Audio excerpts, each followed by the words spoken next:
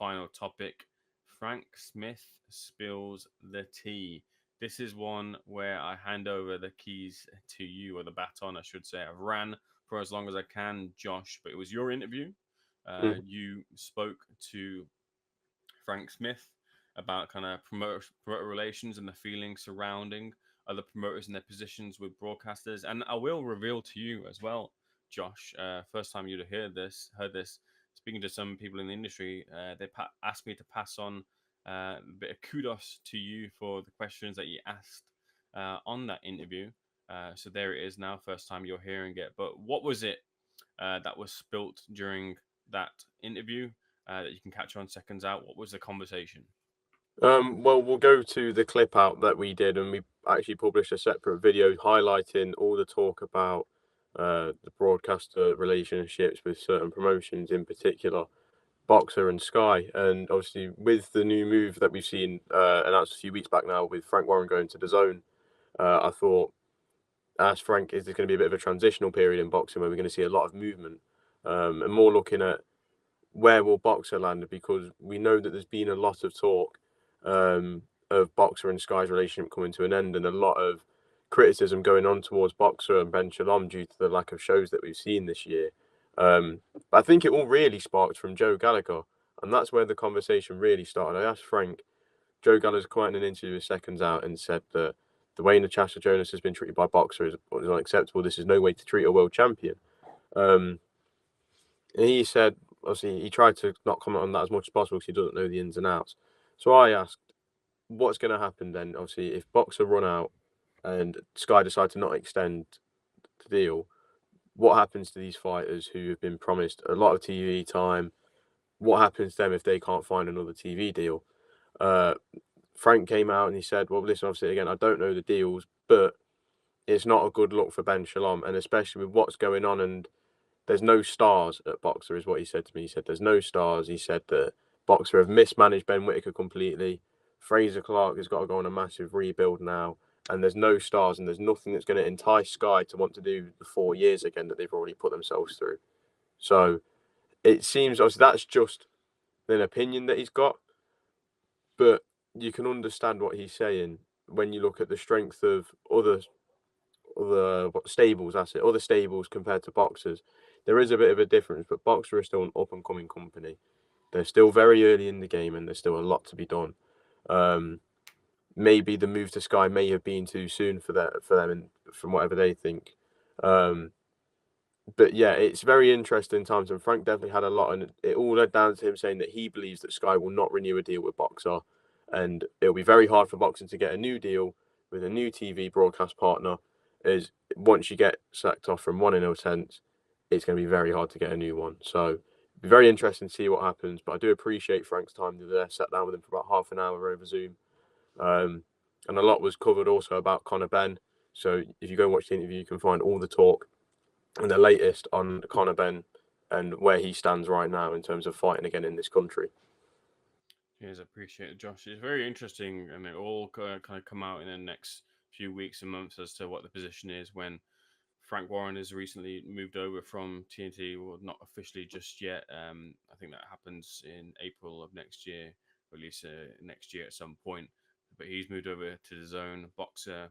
With these sort of deals and things, you expect to see some form of kind of communication, whether it be like a leaked bit of information that comes into an article and then responses from promoters and such. But not really knowing as to where boxers stand when it comes to their deal coming up. And I think it's important for Sky Sports to stay in boxing outside of just production costs to cover a big event, but in terms of investing into boxing when they've invested in boxing for many years and helped prop up, like we're talking about female talent, but you've had Katie Taylor on Sky Sports cards, you had Natasha Jonas on Sky Sports cards, Savannah Marshall, or a lot of fighters who kind of Anti Joshua, another big proponent. We talked about Froch and Groves and Khan and things. You had these type of fighters who really resonate with generations. Bellew, hey, all these kind of big fighters of a previous generation for sure, but they've helped kind of bring the big mass, the big spotlight to them. And you can't beat football in this country as a lead off into other sports content in general. And they hold football rights at the moment, shared across with Amazon, who pick up a few football matches, and TNT Sports as well. But they're the big holder of the rights still. And until that changes, until there's been a monument or a kind of dent into that, or a takeaway of a portion of those matches, it's going to be a big ask to make other platforms subscriberships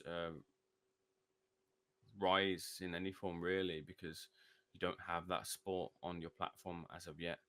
But maybe they take the world view as opposed to just the UK view. Let's jump to some of the conversation in the chat before we close out. We have here from Wait, DB Cooper 1, Wait, Eamon, are you from Watford, Birmingham, Stoke, Manny, all over the place? And maybe you are the real GK. No, there's that's Tyson Fury and Mrs. Barry. Born in Watford, lived in Birmingham basically all my life. Went to uni in Stoke, worked in Manchester. Hope that answers your question. Stayed up that late and still didn't watch it. What a man. Right, it's handwritten letter. Netflix says you can play that with bonus. I'll pay the postage. DJ Russ says, no offense to the new influencers, boxers like Jake Paul, but I believe other than better skills by more elite professionals, boxers, a lot of them in boxing is all they have and willing to kill in the ring. Stephen Kennedy says, why does Jake Paul pick an older man? Would love to see him fight Bellew next, as Bellew would take him out within 2 rounds. I think that's probably why he doesn't fight Tony Bellew.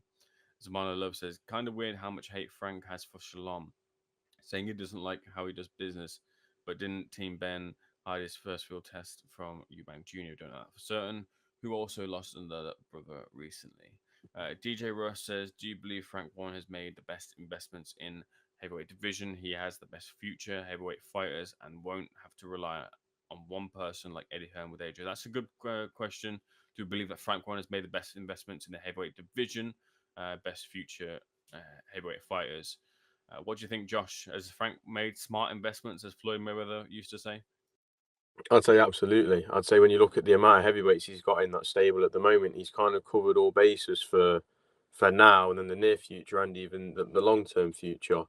I think you can't really name anyone that's got a better heavyweight stable than him right now. He's got the control of the heavyweight division. He's actually got the heavyweight division in the palm of his hand.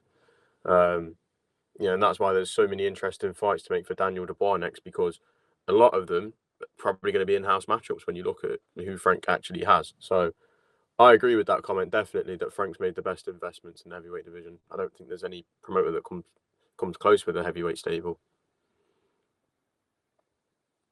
Damon, you're still muted. Yeah, it's interesting. Sorry, I appreciate you. A little tap on the shoulder there, Josh. Outside of kind of Usyk and maybe AJ, who still holds a high commercial value with interesting matchups that you can put him into, of course, Fury and AJ being the number one fight there. Frank Warren does have a bit of a monopoly over the heavyweight division, and you got Dubois, who's now come to the forefront, who put a lot of stock into Daniel Dubois, even after Joe Joyce had beaten him.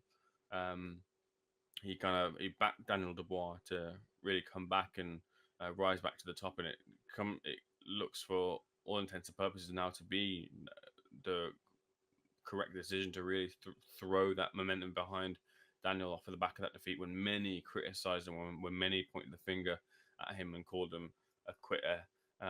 He silenced a lot of those doubters from that point. But it's what might be difficult is kind of managing those heavyweights who are now.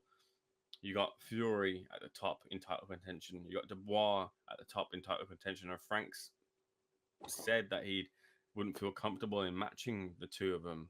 And then you got Moses Atalma, who's now in against Dempsey McKean, which we're talking around like that fringe world level sort of scene. So he's rapidly rising to the top. So how do you manage all those kind of positions and wants and desires for world title action? That will be an interesting to keep tabs on as it moves on forward.